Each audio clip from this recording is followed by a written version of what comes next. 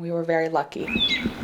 The first day it was listed like, there's a showing, there's another showing, there's another showing. The next day, Julie Arias and her husband accepted an offer $10,000 more than the asking price for their Dayton home. We didn't know if things would be better or worse to sell a home, but we were very lucky and blessed. It's crazy right now. Lifelong Miami Valley resident John Murray has been a realtor since 2005. Now, as his real estate group's team leader, he manages 7 realtors and said Arias' story has become a pandemic norm. You're sheltering in place at home, so home has become more important, so COVID actually caused the market to boom.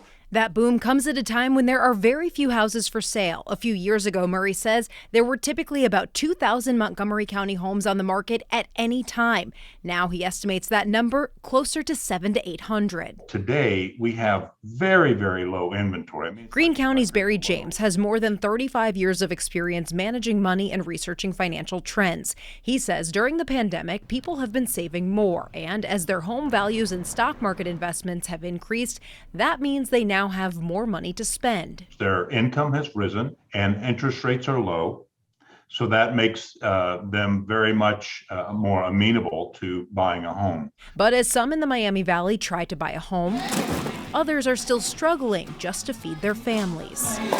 The main concern is going to be providing for my family, for myself. The food bank's chief development officer, Lee Lauren Truesdale, says with foreclosure and eviction bans set to end soon, she feels an urgency to prepare to feed hundreds more.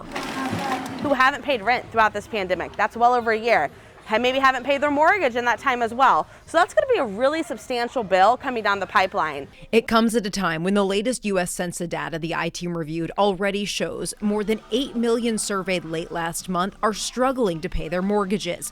Mostly married 40 to 54-year-old couples with 2 kids making $35,000 to $50,000 per year who say despite using stimulus money to help pay all their bills, they still cannot make their mortgages. They've been hit pretty hard. United Way of the Greater Dayton Area President and CEO Tom Maltzby also worries about extra help like grants for rent and mortgage ending because he says more of the very poor living in or just above the poverty line are already asking for housing payment help. We're pretty confident that we're going to be okay for a while. But what happens when all of this is over? With that question lingering, some real estate professionals like Murray can't help but think, everybody's afraid that it's creating a bubble.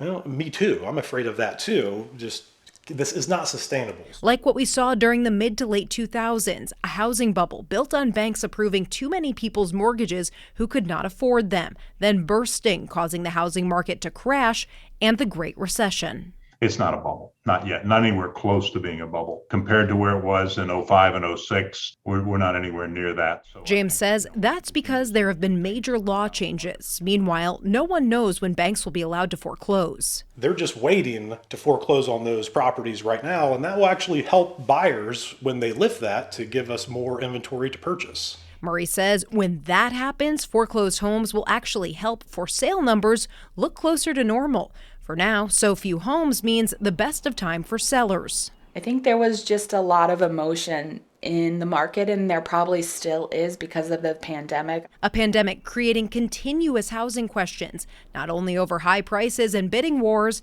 but for those struggling to pay mortgages and rent. For the I-Team, Molly Kowick, News Center 7.